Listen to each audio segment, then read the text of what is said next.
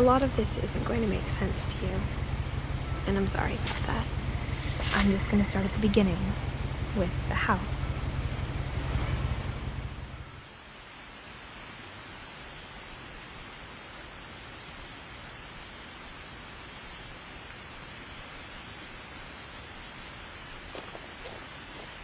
My brother Milton disappeared when I was 4. It was like the house just swallowed him up.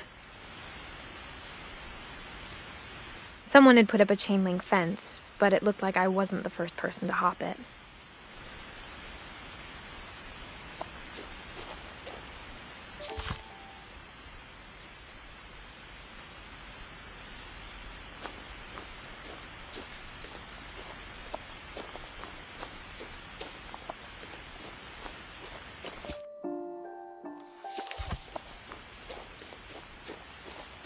I lived here until I was 11, but I wasn't allowed inside half the rooms.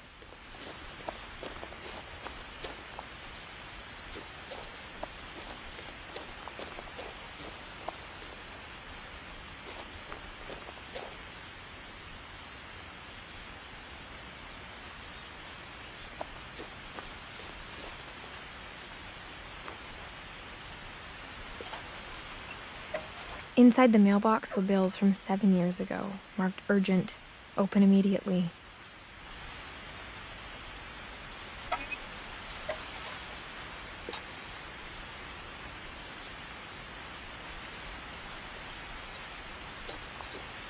I hadn't been back since my brother Lewis's funeral.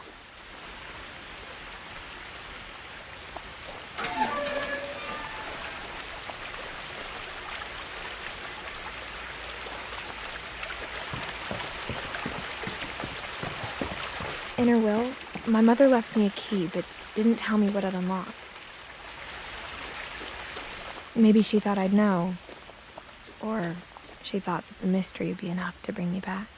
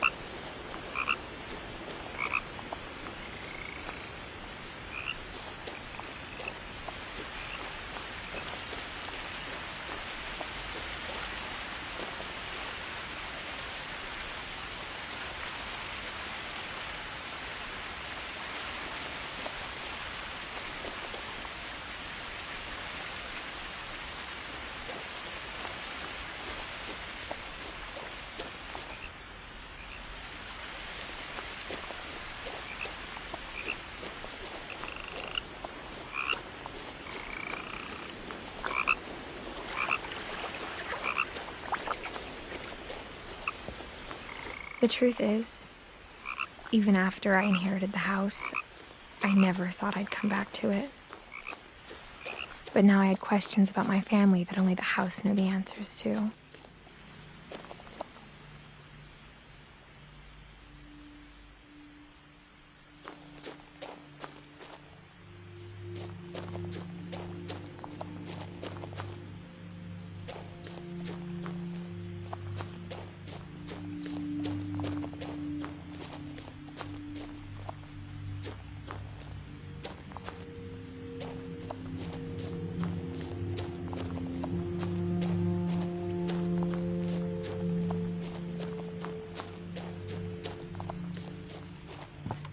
The woods around the house have always been uncomfortably silent, as if they're about to say something but never do.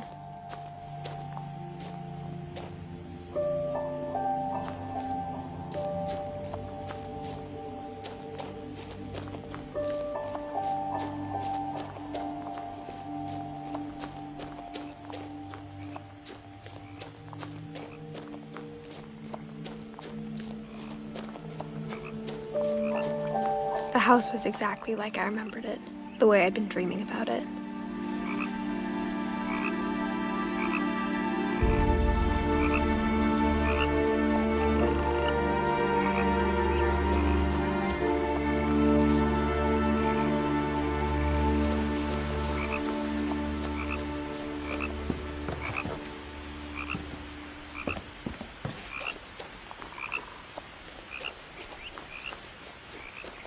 As a child, the house made me uncomfortable in a way I couldn't put into words. Now, as a 17-year-old, I knew exactly what those words were. I was afraid of the house.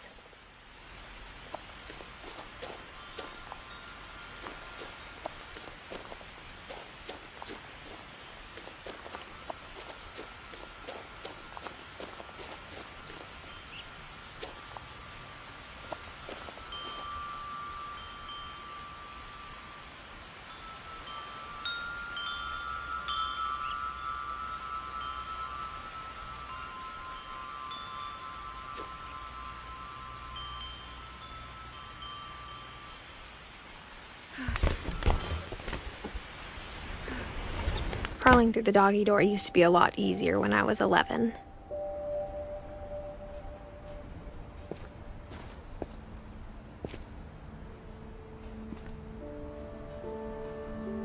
The power had been turned off the night we left.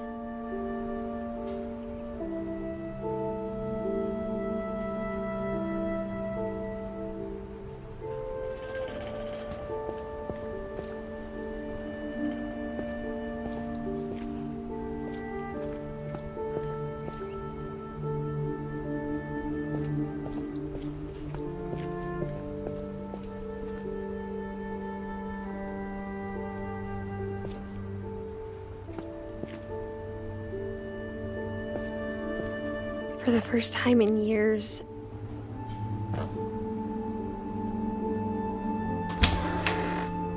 I felt like I was home.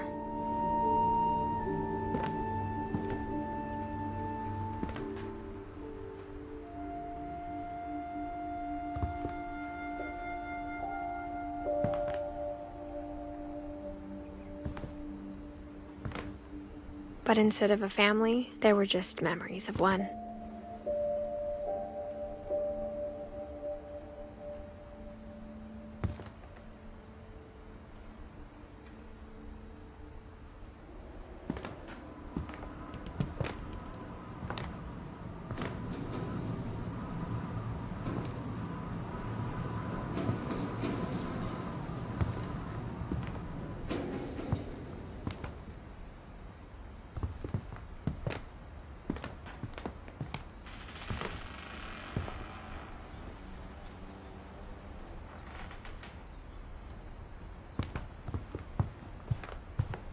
The table was still a wreck from the night we left.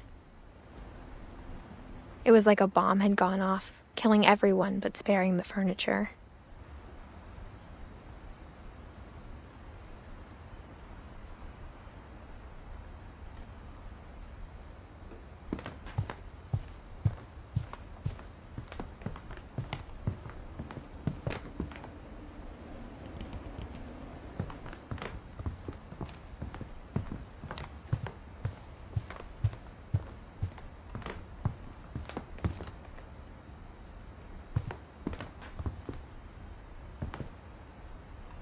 My mom was the only one of us who could imagine Great-Grandma Edie living in a nursing home.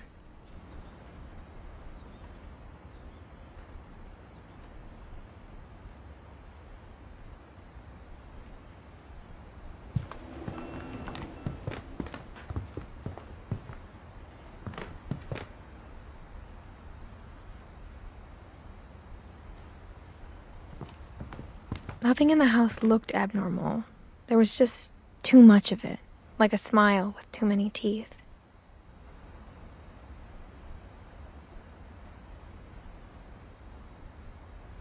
Even the fireplace had a story. Edie told me the bricks came from the original house, after it sank.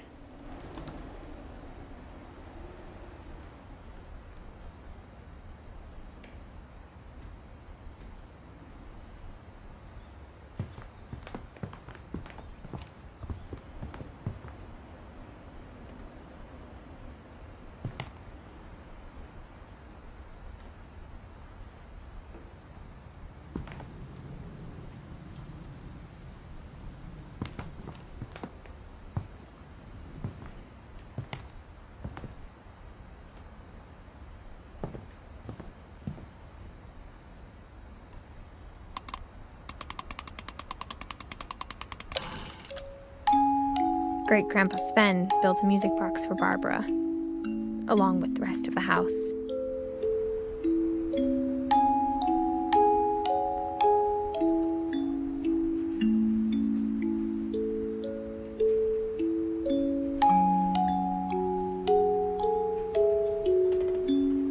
Mom always told me to stay out of the basement, so I wasn't too surprised when the key didn't fit.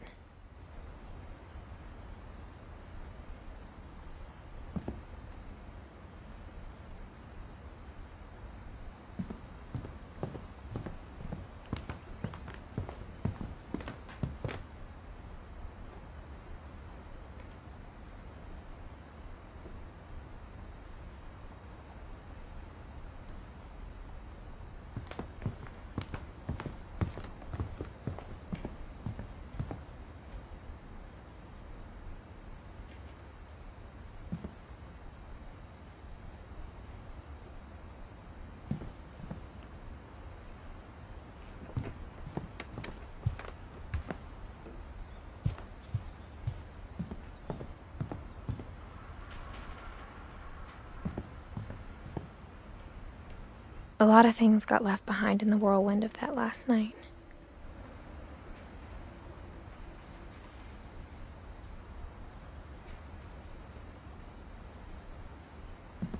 My mom wasn't much of an optimist, but she never stopped believing that my brother Milton was alive.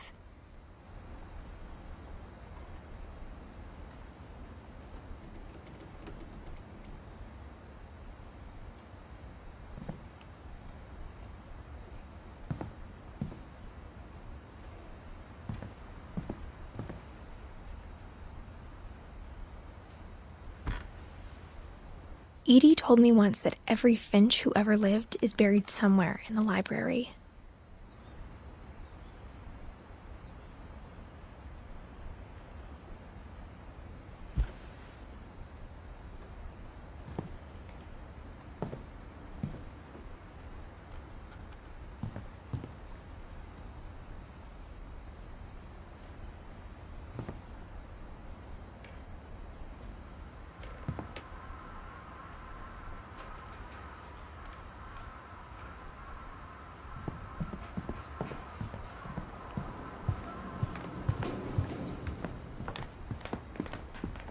After Lewis started working at the cannery, we all got pretty sick of salmon. Except our cat, Molly.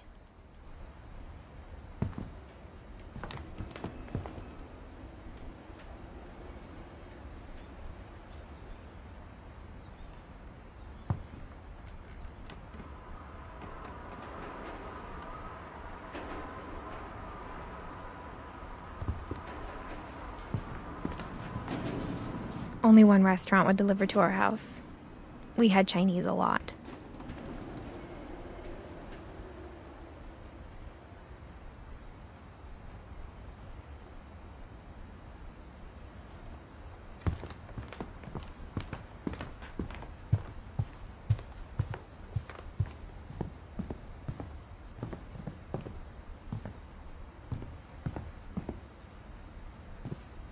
After Milton disappeared, Mom sealed up all the bedrooms.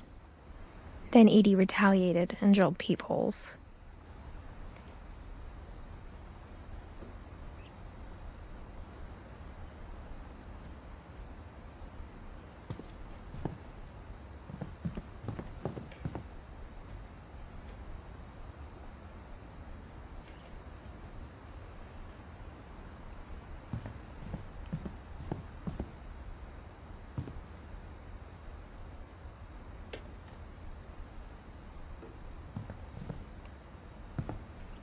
I spent a lot of time playing in Great Uncle Walter's room. I think my mom sometimes regretted not sealing it up.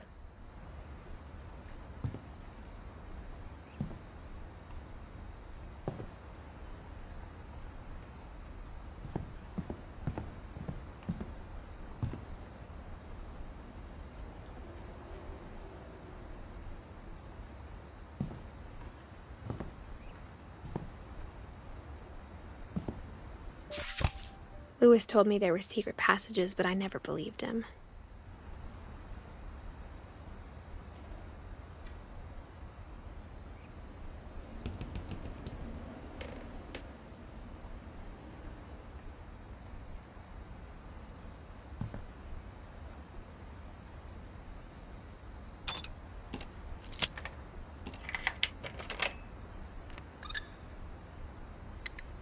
Turns out, my mom was really good at keeping secrets.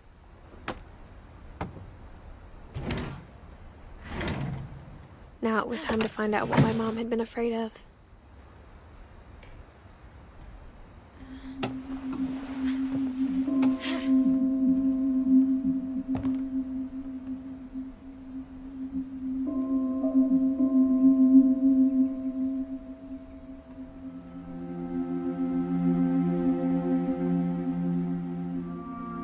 From the paintings on the wall, it was clear my brother Milton had been here before me.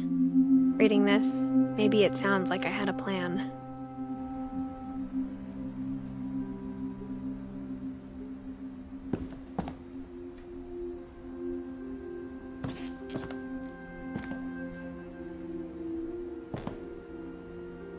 But I had no idea what was behind that door.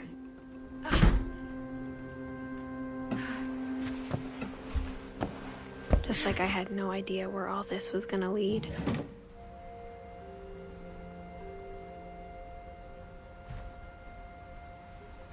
I grew up looking at Molly's room through the peephole.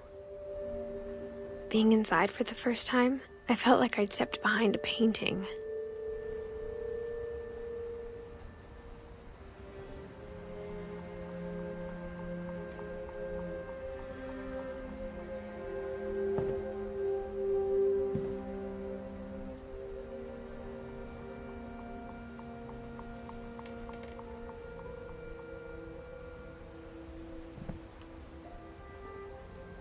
Molly's gerbil had a tiny bedroom with its own even tinier gerbil cage.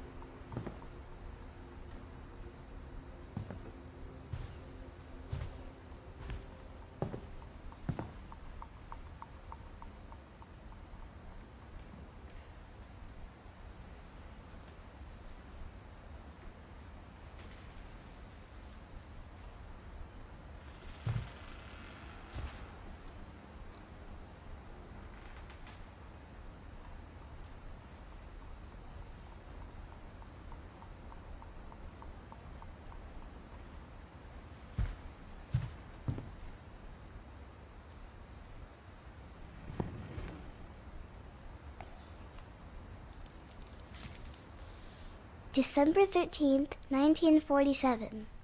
Dear Diary, I'll be gone soon, but I wanted to tell somebody about what's gonna happen.